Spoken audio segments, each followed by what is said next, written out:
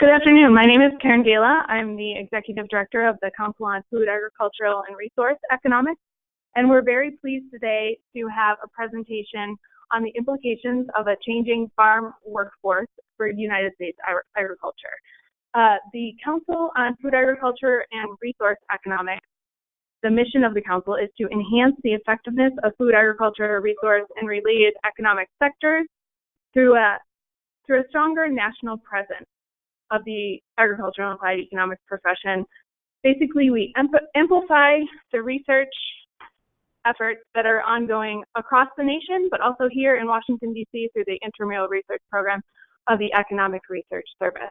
With that, I will pass the mic over to my colleague, Chris Burns, who is helping with the webinar series through the the USDA Economist Group. Thanks, Karen. My name is Chris Burns. I'm a research economist at the Economic Research Service, and I'm also the Vice President of Programming for the USDA Economist Group.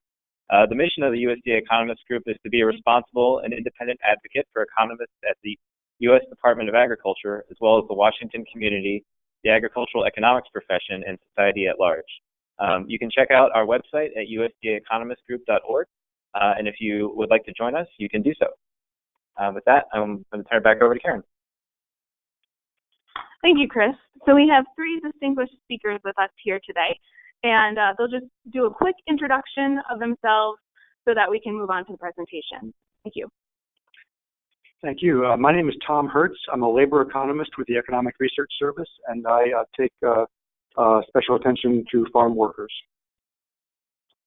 This is Chris Schulte. I'm an attorney with the law firm C.J. Lake here in Washington. We work with H2A employers and advocate on ag labor issues. Hi, I'm Jennifer Ift. I'm an assistant professor of farm and agribusiness management at Cornell University. I do research and extension on farm management and public policy related issues, including agricultural labor.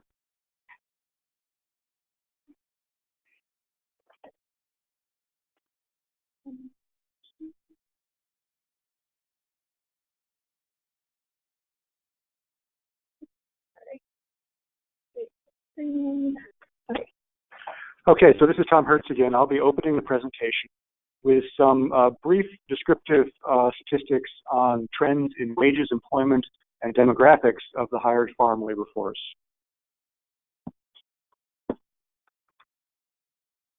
So the first slide here shows the average hourly wage rate for hired farm workers. This is measured by the USDA's NAS Farm Labor Survey. And the lines show real wage growth of around 1% a year since 1989, and that's adjusted for inflation. In 2017, the average wage for all occupations was about $13.32 an hour. That includes managerial and supervisory occupations. If you net them out, you have wages on the order of $12.50 for non-supervisory crop and livestock workers.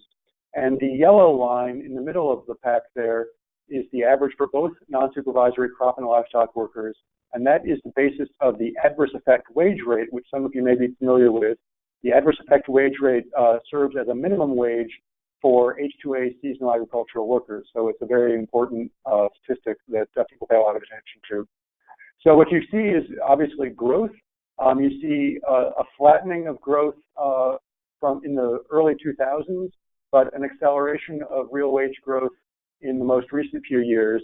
It appears to have flattened out in 2016 to 2017, but other measures, and there are many other measures of farm wages and labor costs, suggest that that's just a temporary blip and that everyone expects this to continue to rise. So a lot of attention has been paid to the question of reduced supply of immigrant labor, especially since 2007. Net migration from Mexico turned negative after the Great Recession hit, and the number of Mexican-born workers in the U.S. is lower than it was back then.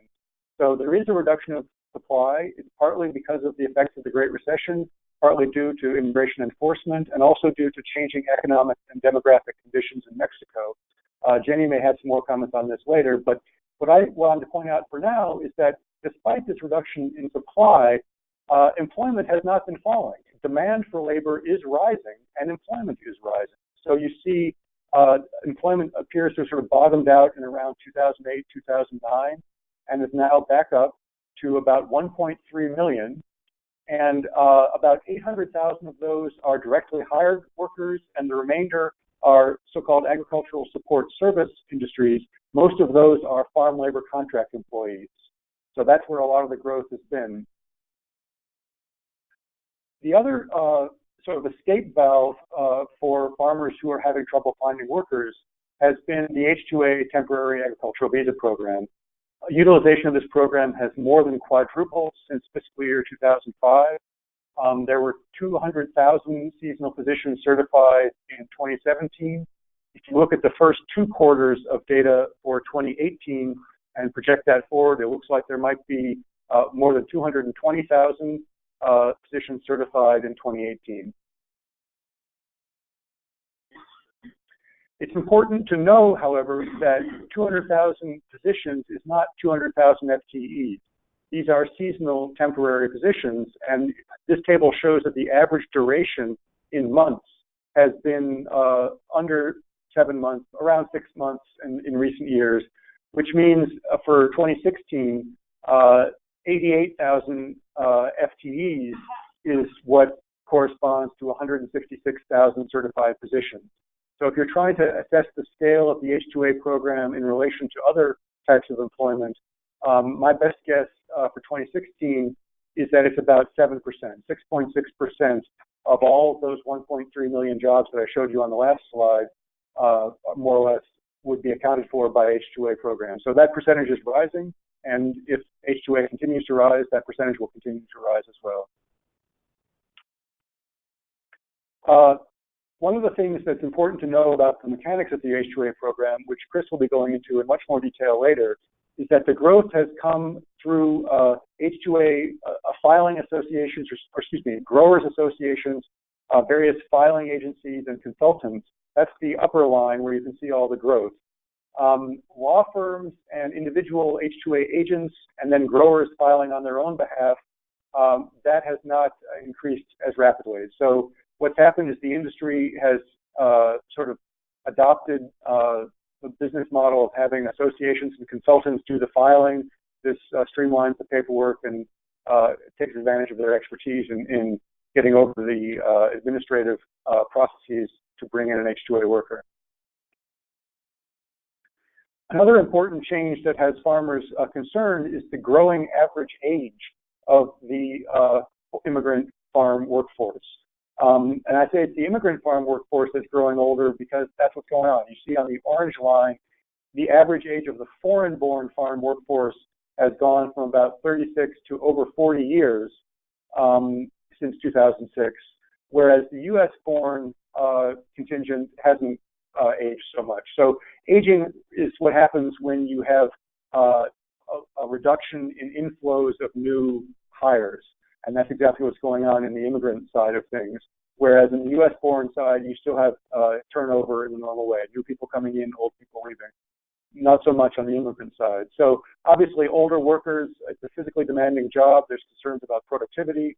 And one of the things that farmers are doing is adapting in ways to try and reduce the physical burden of the work to accommodate a somewhat older workforce. A final statistic that's very important in the policy debate is the share of the farm workforce that is not legally authorized to work in the U.S. That share is the bottom tier of this distribution graph here, the foreign-born unauthorized. They did not account for much of the farm workforce in the 90s, partly because the seasonal agricultural workers that were authorized under the 1986 Immigration Reform and Control Act were a big chunk of the workforce. But as those people aged out and as unauthorized immigration continued, the share of the crop farm workforce, this is only crops, we don't have these data for livestock, but the share of the crop farm workforce hit about 50%, and it's fluctuated at 50% or slightly below that ever since. So clearly an important point in the immigration debate. Rising wages that I showed you in the very first slide along with rising annual average hours of work or weeks of work, which I haven't showed you a slide on, those have combined to raise real average annual earnings from farm work for crop farm workers quite dramatically, as you can see in this graph here. In the period around 1989-1990, unauthorized and authorized immigrant workers made between $8,000 and $13,000 a year, all expressed in constant 2016 dollars. And total earnings have risen for all groups, but especially for the unauthorized, where they have risen to catch up with the other groups. And now the range is between $15,000 and $17,000 a year. And that's what happens when you make about $10 an hour and you work maybe 1,500 hours a year. So you're not typically working the full 2,000 hours a year that we would consider a full year job. Farm work is seasonal, and many farm workers are unemployed for a considerable section of the year. Despite these rising costs, farmers appear to be adapting, or the industry as a whole appears to be adapting. They have managed to keep productivity rising. They've benefited from rising prices, at least for some commodities. And these factors have prevented labor costs from rising as a share of gross revenues. So that's what this plot shows. The top line is the share of gross revenues that are consumed by labor costs for the specialty crops industry, which is fruits, vegetables, and horticulture, the most labor intensive. And it's been as high as 30% in the past, and it fell in recent years. There's an uptick in 2016, but there's no long-run upward trend, which is a good sign from the point of view of growers. For all farms or for dairy farms, the share of labor cost is around 10%, and it's also been roughly flat over time. So to wrap up my section, what I'm arguing is that since about 2007, we've seen reduced inflows of foreign-born workers and rising farm labor demand, which have combined to contribute to rising hourly farm wages. Growers are increasingly turning to the H2A program to meet their seasonal farm labor needs, and the main vehicle of growth there is using filing intermediaries. The resident foreign-born farm workforce, a good portion of which is unauthorized, is aging. And like I said, since about the late 1990s, roughly half of the crop farm workforce anyway has been unauthorized. Earnings are rising for crop farm workers, which is good news from their point of view. And despite these rising labor costs, their share of gross revenues has not risen. Thank you very much. Great. Thank you, Tom. So we will be moving the presentation over to Chris. Just a moment while we switch over. And I just also want to remind you that you do have the opportunity to provide questions during the presentation. You just have to click on that little box on your side panel that says enter a question. You can enter a question and direct it to someone, and that will be addressed in the question and answer period at the end. Thank you so much. Here you go, Chris. Thank you. Hi, this is Chris Schulte. I'll have the second part of it. You're looking briefly at the H2A guest worker program, some overview discussion of basically how this differs from the normal domestic workforce. H2A is currently the only legal program to employ foreign agricultural workers.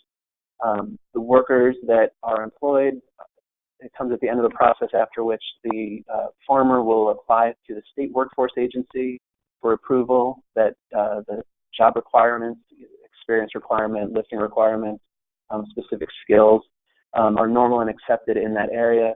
They will then have to, once they're approved there, they will move on to the U.S. Department of Labor, convince them that able, willing, and qualified U.S. workers are not available for the position, and that the terms and conditions that will be offered to the employees will not adversely affect similarly employed U.S. workers.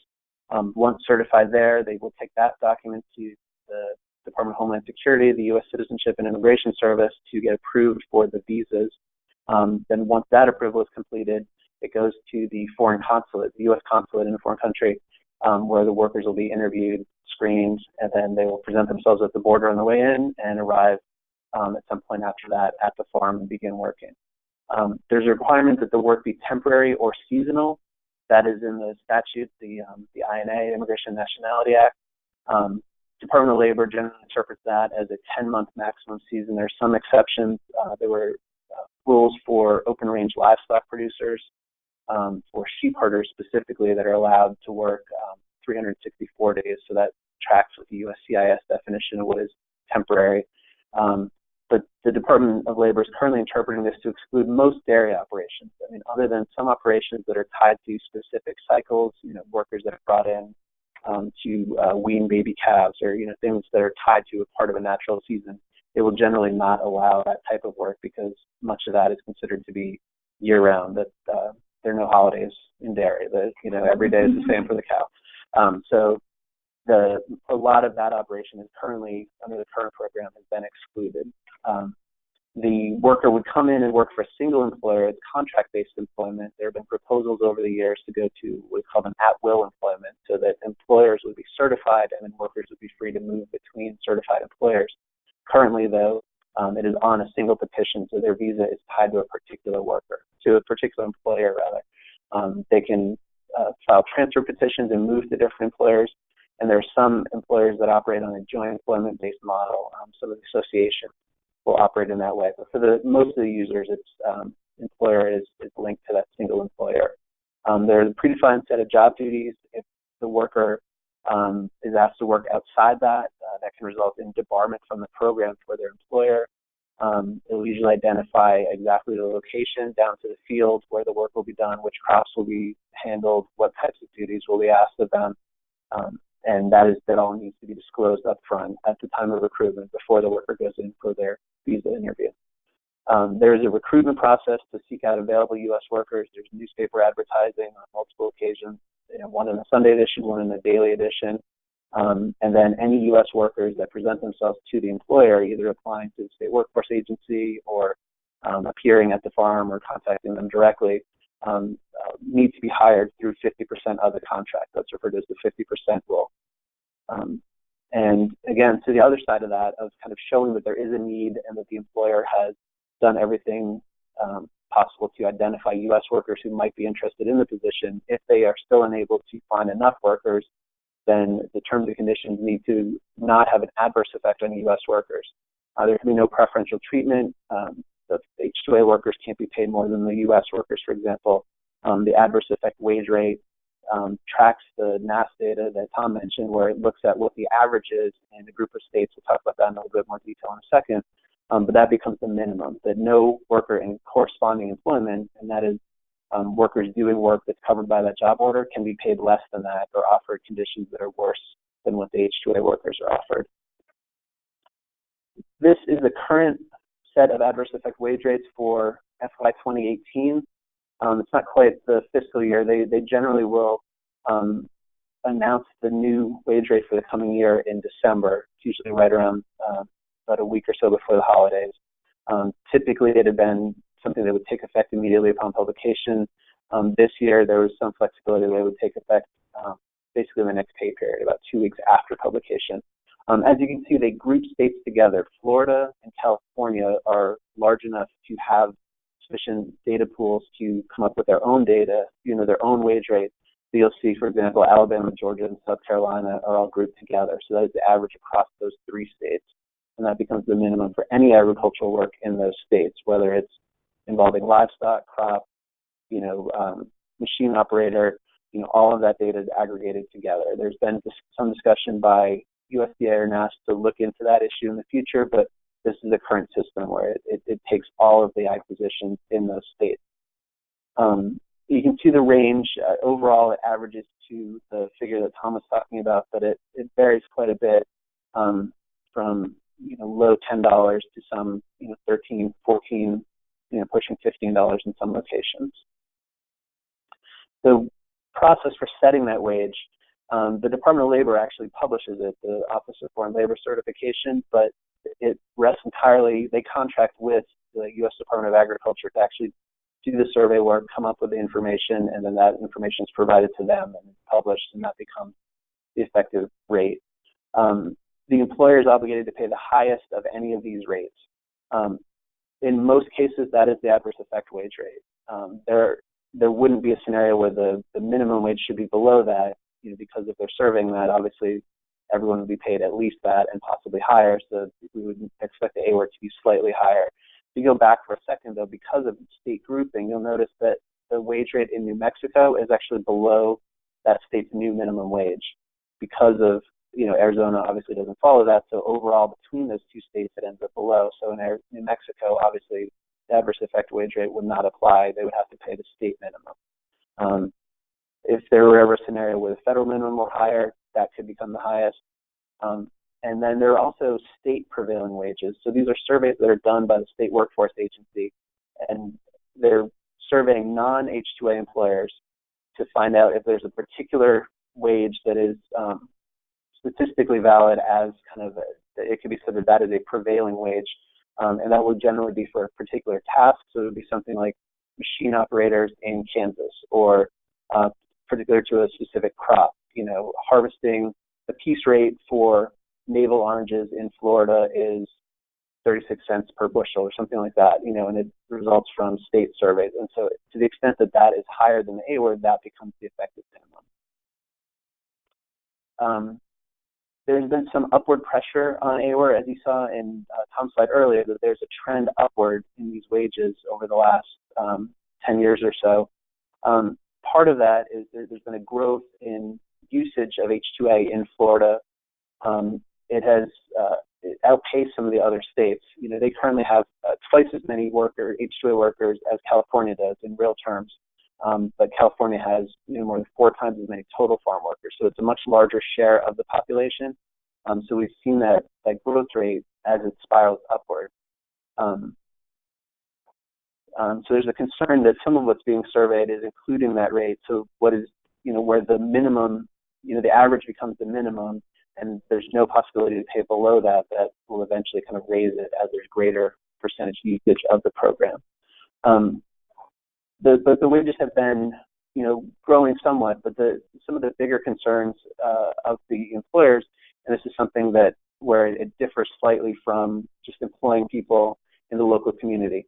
As part of participating in the program, H2A employers must provide completely free of charge to their employees housing, which includes cooking facilities and transportation to a store to get food, all local transportation to do laundry, from the housing to the work site and so forth.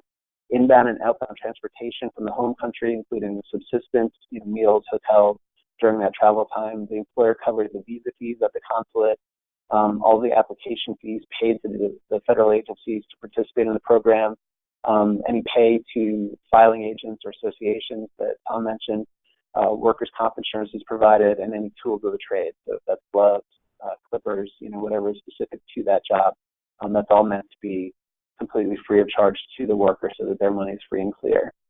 Some of the other concerns that employers have expressed, just delays in processing by some of the government agencies. There's a bandwidth issue. The funding for DOL, Office of Foreign Labor Cert, has been level for a number of years, while the usage, as we saw in the earlier slides, has spiked upwards significantly. If that trend continues and we pass 250,000 or head to 300,000, there are concerns of delays in the workers arriving. In some places, new participants in the program may not have access to housing. Previously, their workers would find their own housing, obviously, would be in the local community, but being able to find, build, and set up housing, there's some local community resistance in some places. Recent changes by Congress have allowed access to Section 514 housing programs or USDA that allows for low-interest loans for growers. And then just some limits that, kind of having to file a petition months ahead of time, not necessarily knowing when your crop will be available and being able to predict exactly when the workers will be needed can be an issue.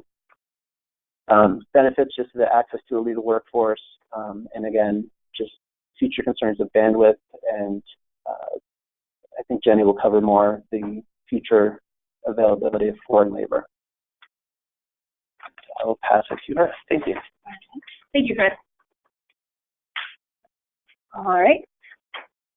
So I am aware we're short on time. There is a lot to cover, so I'll try to go through the main points of mine, and we're going to have time for questions afterwards.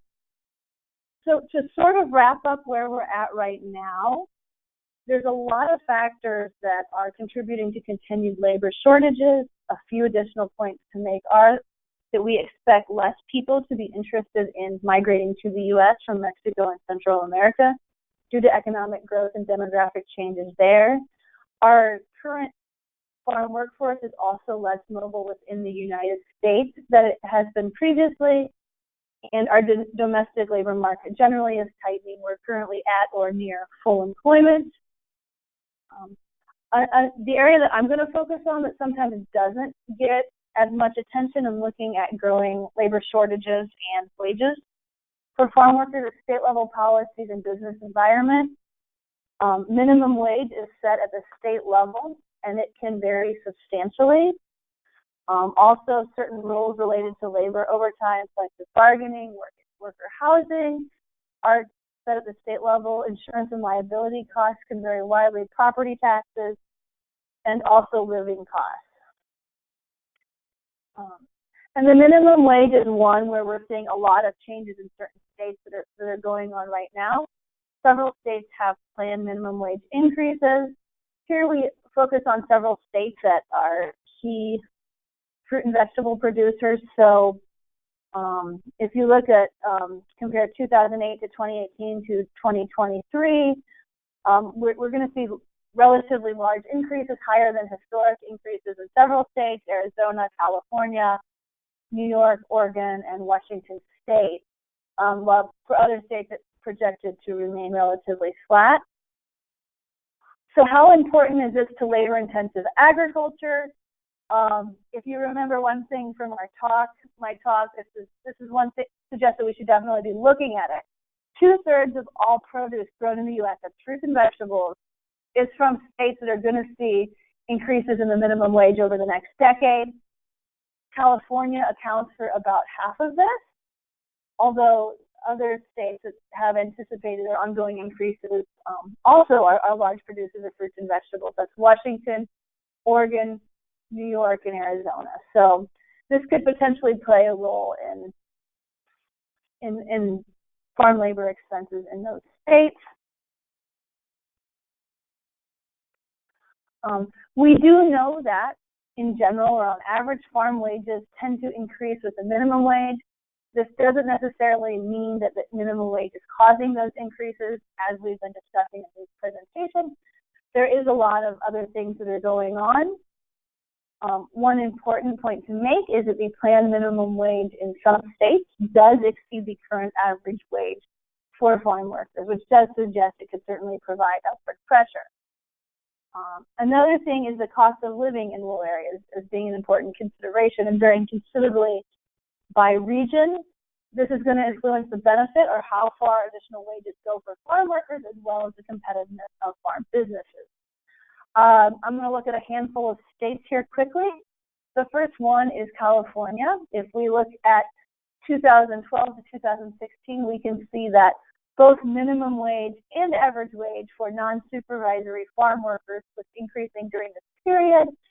And in California, living wages, or sort of the cost of living in rural areas, is relatively higher than other states. It's a similar situation for Florida. The difference between minimum and average wage for farm workers is about $2 per hour. They were both slightly increasing over this time period, and they get relatively high living costs in rural areas. It's a different situation in Washington, which could to some degree be affected by the type of agriculture there. In Washington State, the average wage of farm workers is quite a bit higher than the minimum wage, and Washington State also has a relatively low cost of living in rural areas where farm workers would live. So quite a lot of differences within states. There's also a lot of different ways you could look at non-wage labor costs. One convenient way to do that is to look at workers' compensation. Sort of as is obvious from the name, if workers get harmed in the job, this can provide various benefits to help them deal with those expenses. So sort of what are the type of benefits you receive, how long, what's actually covered. This is regulated at the state level, and because of this, you see very large differences in that expense. So the the math that's in purple, it's a little bit hard to see. The main point there is that the cost per $100 of wages varies from $3 to $22 across states. The range isn't quite as high for crop workers, but still it goes from $3 to $11 per $100 of payroll expenses. So again, it really sets the point that what's happening at the state level in terms of both minimum wage as well as non-wage laws and regulations can have a big impact on agriculture.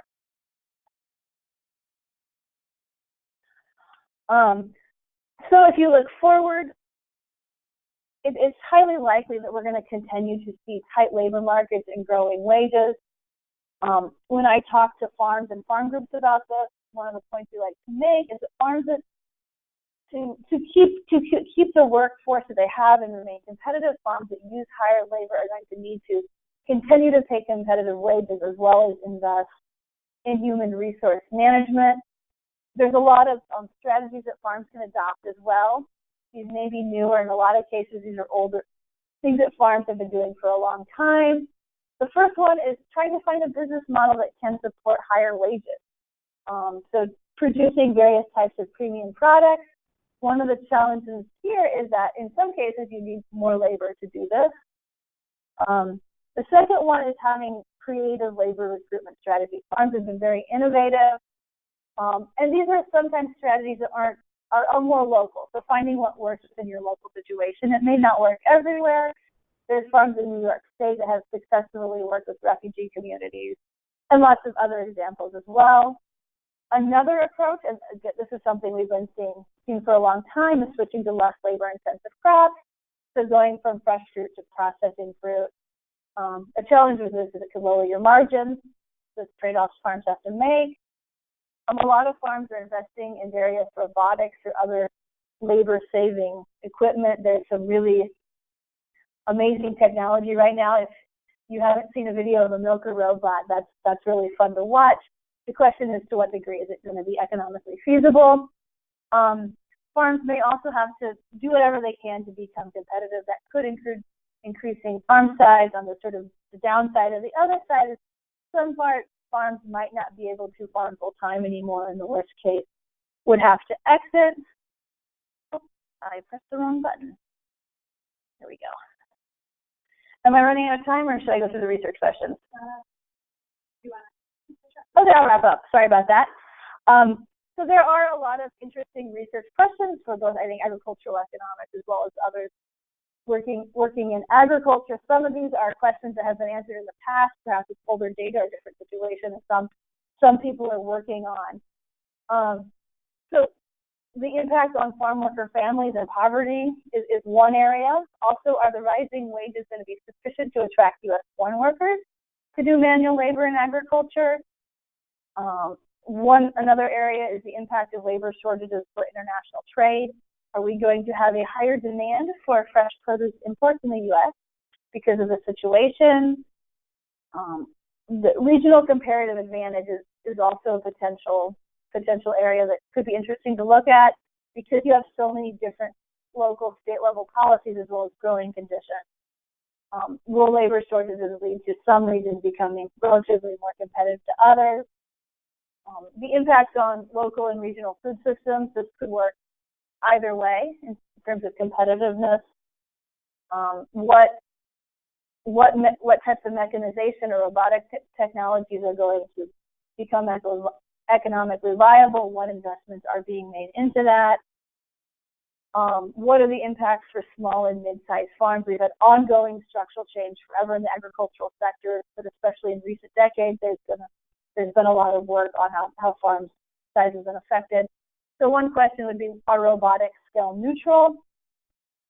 The impact of minimum wage or other state-level policies on agriculture is also relevant, as well as what can farms do? What are the important investments in human resource management that are going to pay off?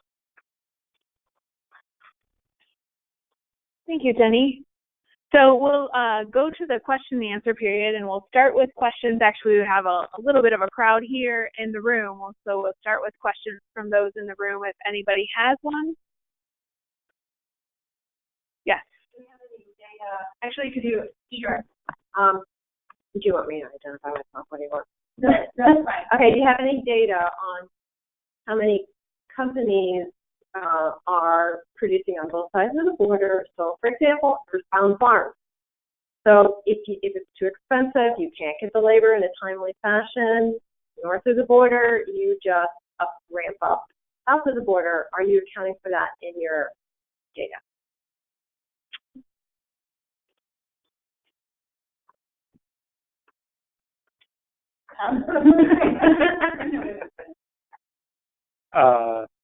I'm trying to think about how you would approach that question. We do have good data on the share of imports, U.S. production, U.S. consumption, exports and imports, so we can show which commodities are virtually all imported now, and so there's no more market share to be lost, which commodities are in sort of that sweet spot where they've been seeing rapid rise in import penetration, and which commodities are still basically mostly grown here, difficult to grow elsewhere. That interacts with the mechanization question. Basically, where we think the imports will increase is in the commodities that are labor intensive, that are very difficult to mechanize, and where there isn't already, where there are already established import channels, so that they can ramp those up. I don't know where that data would exist at the sort of company by company level, but it's something we could look into. Any other questions?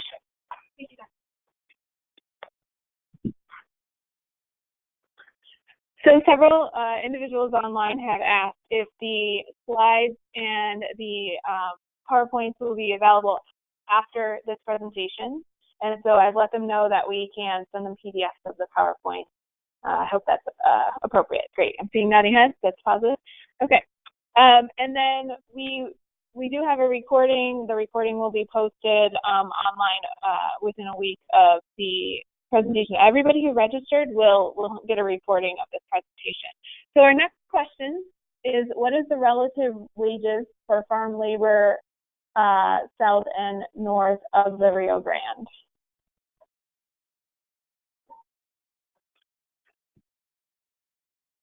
Well, obviously, farm wages are a whole lot lower in Mexico. I don't actually have Mexican numbers to hand. At one point, I think it was almost a 10-to-1 difference. I'm not sure if that's still true. Wages are rising in Mexico as well, partly because of the expansion of commercial U.S. finance operations across the border. And part of the reason that it's a good bet that there's going to be continued shortages of immigrant labor in this country is that we're already seeing shortages of farm workers in Mexico, and they're turning to their immigrant sources from Salvador, Guatemala, and Honduras. So there's sort of a chain, and Mexico is now the middle link in the chain rather than being the bottom link in that chain. So I don't actually have the current wage differential, but it's substantial.